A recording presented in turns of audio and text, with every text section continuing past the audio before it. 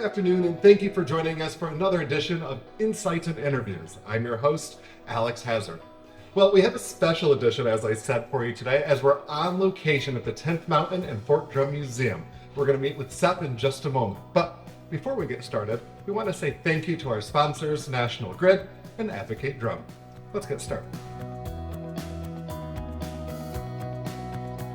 Sepp, thank you so much for having us here today. Okay, so you have so many unique artifacts here, but I said let's start by the most unique artifact in the whole museum. What do we have here?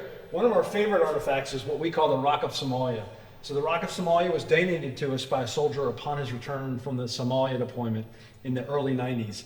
And what it represents is the humanitarian aspects of that mission, but also the soldier humor. Because this is a rock that was actually thrown at the soldier's vehicle while they were delivering food.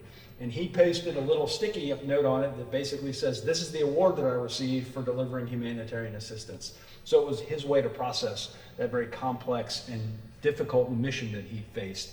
It's very unique. There's not another one in the world because it was made by the soldier and brought straight back and given to us. So it's really unique. Now, I would imagine that they all come from different places, but when you have a museum that's this big and so vast, different types of artifacts, where are they all coming from? So almost all of our artifacts are donations. Some of them are actually transferred from the Army directly, primarily the firearms, because obviously those aren't as readily available in the civilian market.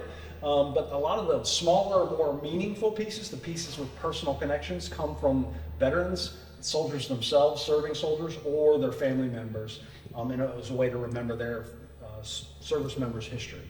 So that's where we get most of our stuff. From artifacts like the Rock of Somalia to fun facts about the uniforms of the time, the museum breaks down each moment in history.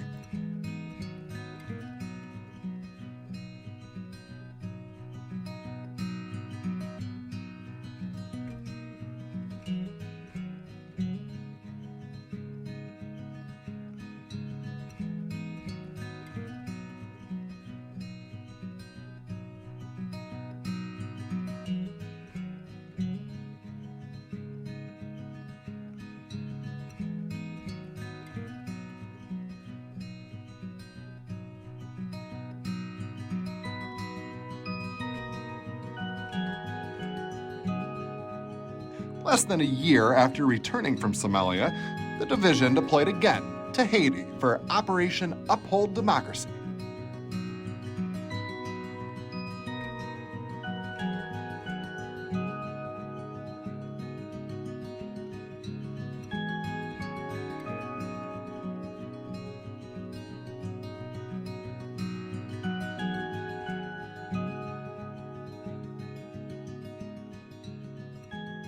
So this museum, to my understanding, brand new. Why did you get the new location? Why is this important? And is the one at the USO still open?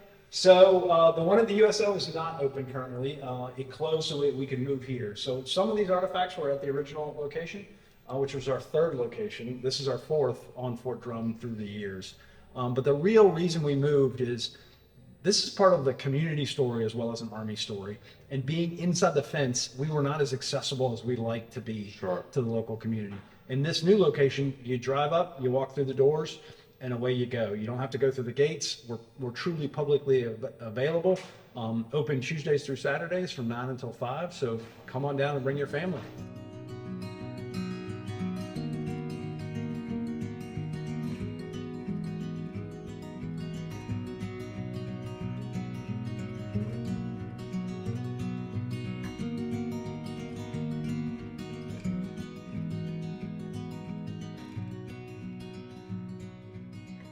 When you're putting a museum like this together, I would imagine there's all sorts of things that go into the layout and where you're going to put everything. Who makes these decisions? So it's a true partnership. So obviously it is staff here, myself and the curator, we knew what the artifacts were, but we're not professional designers. So we had a professional design company, Exhibits and More out of Liverpool, New York, so local connection, came and helped with some of the layouts. The construction was done by local construction companies. So it's a true local project. And then the best part about it is the signs and some of the support stuff is all done by the local fort workforce, so the Department of Public Works. So it is a true partnership that also represents the the community that we talk about. So it's a true local project. Well, speaking of that, there are things here from before Fort Drum was Pine Camp, all the way through to evolving history. I look here, things from 9/11 and some things here that are really pretty new. Yeah. Yeah, in fact, our two newest artifacts are right here. That's the biometric watch and ring, and then the patch. And these both represent the end of the U.S. Army's mission in Afghanistan. So that watch and ring were actually worn by some of the 10th Mountain Division soldiers at the evacuation of the Kabul airport. And that wasn't the only division role. So they evacuated numerous Afghan civilians from there to Qatar in the Middle East, where another unit from the 10th Mountain Division helped process those evacuees for further movement. And you can see there's some of the photos that represent that as well to help tell that story. And that's really what we do here in the museum is we combine artifacts with a little bit of text and some photos to tell a story about the history we're representing. The division will continue to make history, so we look forward to whatever the future holds and telling that story for years to come. When you come to the museum, you'll see exhibits with artifacts from as recent as 2021, like the biometric watch and ring and patch that Sepp mentioned earlier. History continues to be made at Fort Drum, so you can learn more about modern history.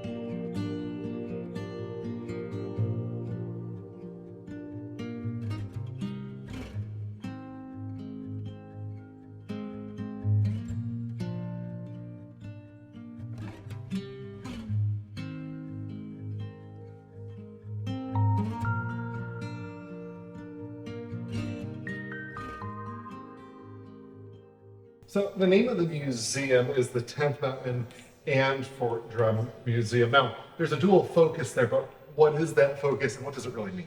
It's one of the unique challenges we have, but also one of the benefits that we have. So we talk both the history of the division, which starts somewhere else and has a completely different story, but our older part of our story is actually the Fort Drum story. So we in fact start with the original people, so the Native Americans that occupied this place, as we like to say, the original warriors that occupied the land. Yeah. But then as it grows into Pine Camp at the turn of the 1900s, and then grows into the World War II installation that we really made the biggest impact here in the North Country. So being able to tell those two stories allows us to bring in places farther away, Sackett's Harbor, where the Army originally lived. The U.S. Army's been a resident in Jefferson County since 1807. So the fact that we have all that history to talk about with our friends and neighbors, we are part of the fabric of Jefferson County. So why not tell that story? Why not make that available to everybody? Because that's what a lot of our neighbors connect with first.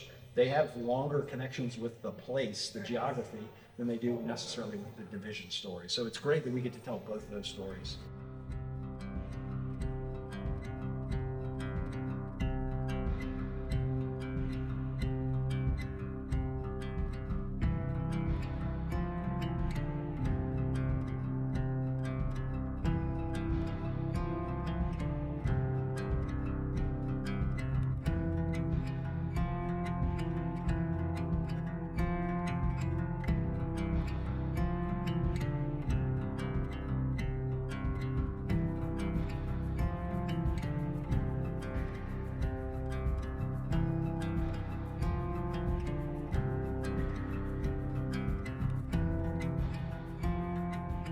Telling the stories that you're telling here at the museum, showing the history, obviously so important, but you're going so much further than inside of these walls here, which is kind of neat. Yeah, so we're a strong believer that history isn't confined to the walls of the museum, right? Everyone has their own personal history.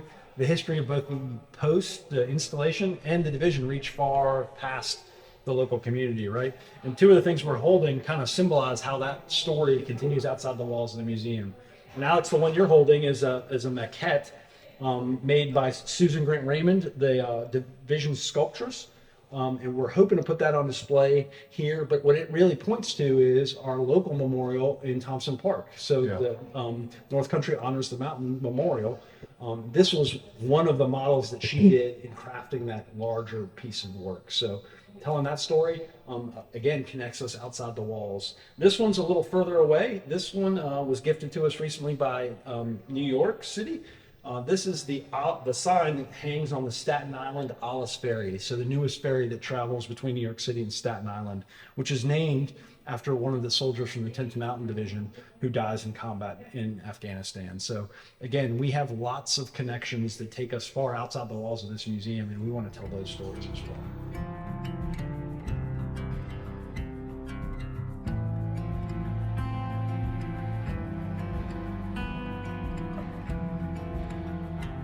Are some things that are kind of just unique to the 10th Mountain Division.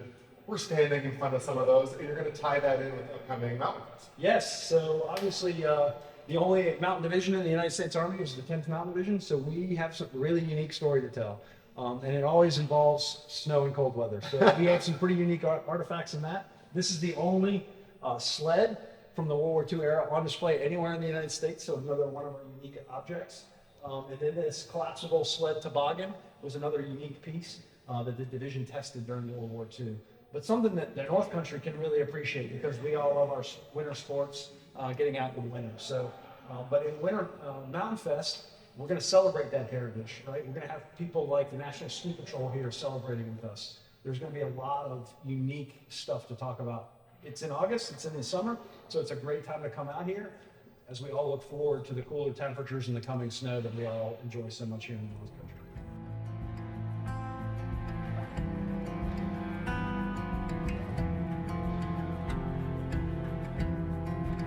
Toboggans and the M29 Weasel, aka the Snow Jeep, were ways that soldiers navigated the northern New York winters. In addition to these, you'll find military snowshoes and skis throughout the ages.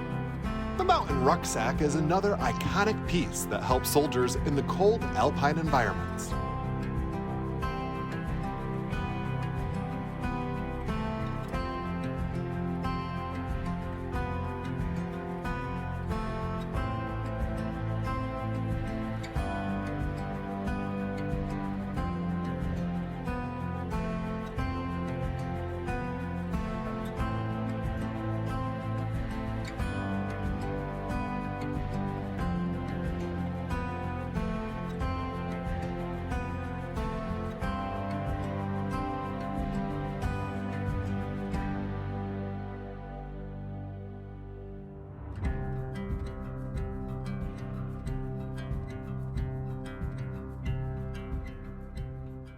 Times of war, obviously there are things that are classified that folks can't talk about. The Ghost Army, a good example of that, and now there's artifacts here that people can actually see. Yeah, it's one of the things we're most excited about talking about is the Army Experimental Station, which was their code name or their cover name while they were here in the North Country, because they couldn't talk about publicly what they were doing. And it was really unique stuff that still has impacts for you and I today, right? So they were the sound effects crew for the fake army that would fool the Germans during the Second World War. And here's where they recorded some of those initial sounds. They also did their tactical training so that they could deploy those assets in combat. And how that affects us today is, one, deception is still very much a part of warfare, but more practically is they're the ones that gave us the presence knob for music, and when you're mixing music and things like that, they developed that technology that gives us the presence knob that we still use today. Wow. And that all was happening here, but kind of under a guise that wasn't really talked about. So honoring these veterans and finally being able to tell their story years later is very important to us. And it's well timed because they were just granted the Congressional Gold Medal by the nation for their services, because again, they weren't recognized at the time. So that local connection, again, is really important to us to tell that story.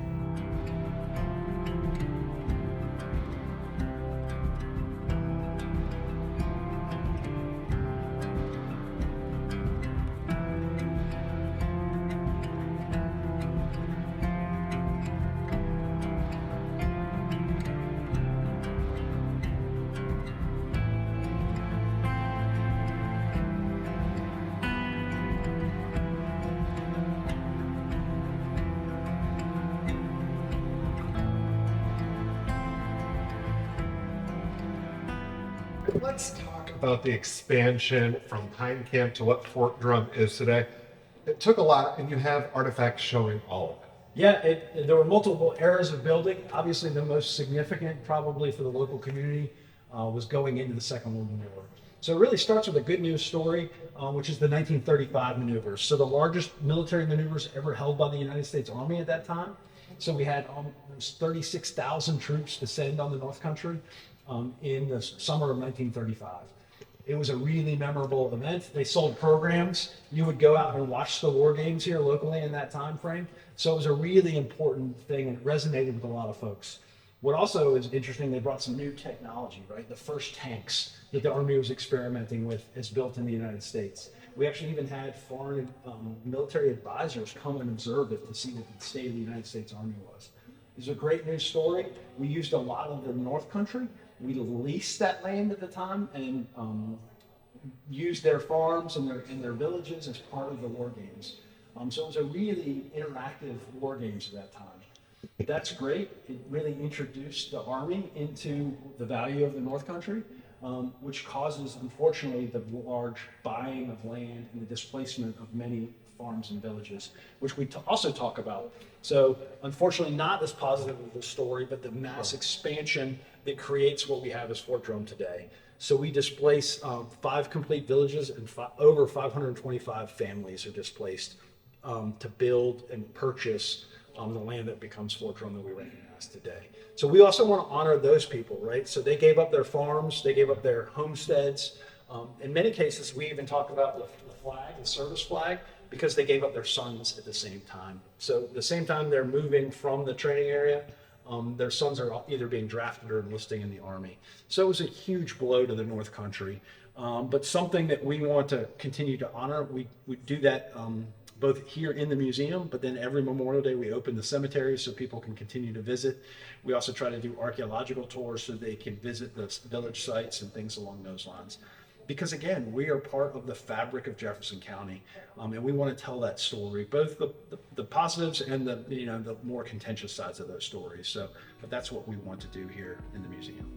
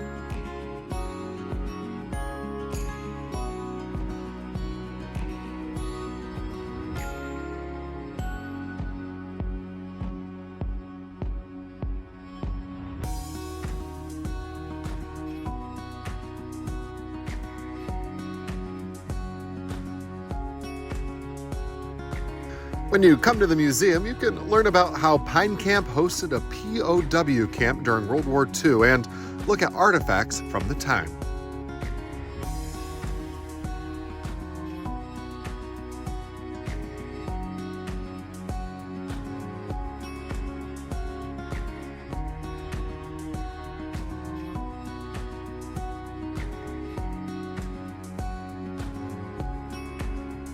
Pine Camp was named Camp Drum after the death of Lieutenant General Hugh and became Fort Drum when the garrison was made permanent in 1974.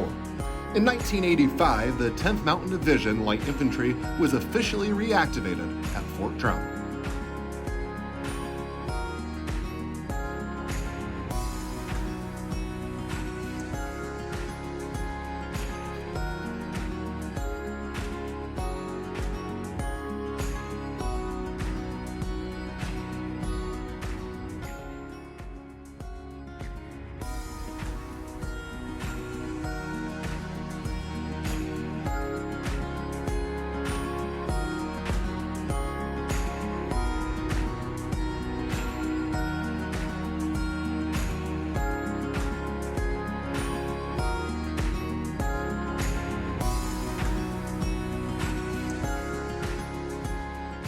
Uniforms are such an important part of keeping our soldiers safe and making them ready to deploy.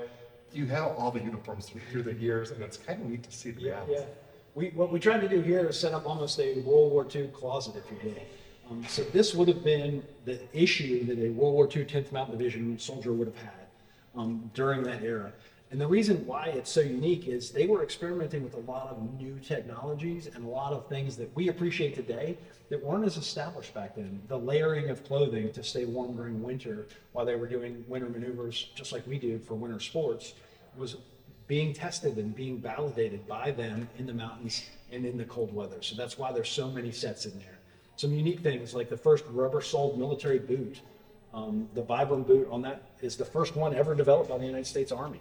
So our mountain ski boot with the rubber sole was the first one that every soldier today can recognize the sole of that boot as part and parcel to their uniforms. Then there's things that everybody in the North Country can appreciate. So those are World War II ice creepers. So it's no different than the yak tracks that we use today around the North Country in the winter months. So this is an important part of what enabled them to be successful during the Second World War, and it still impacts our soldiers today.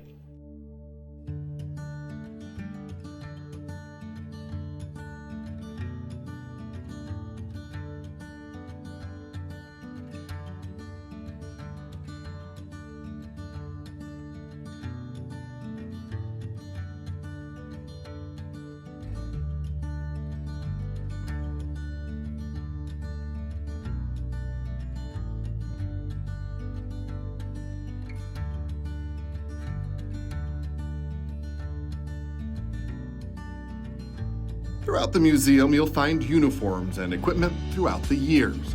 Exhibits that highlight history from Pine Camp to World War II, all the way to present day for men and women.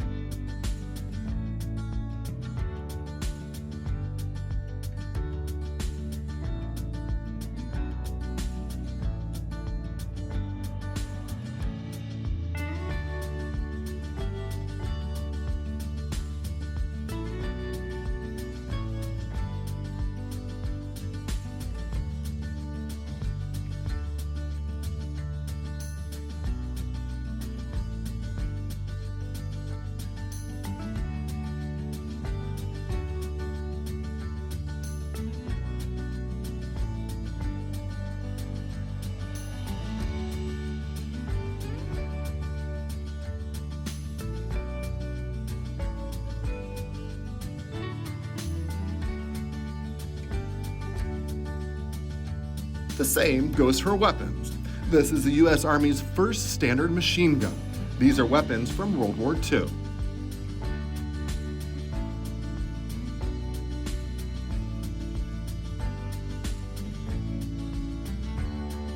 A favorite section of the museum among visitors is the cartoon section. Bill Malden drew these during his time at Pine Camp.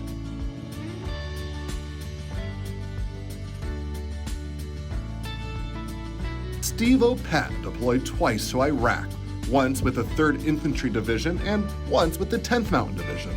In his free time, he created over 70 cartoons for the 10th Mountain Division publication, The Mountain View.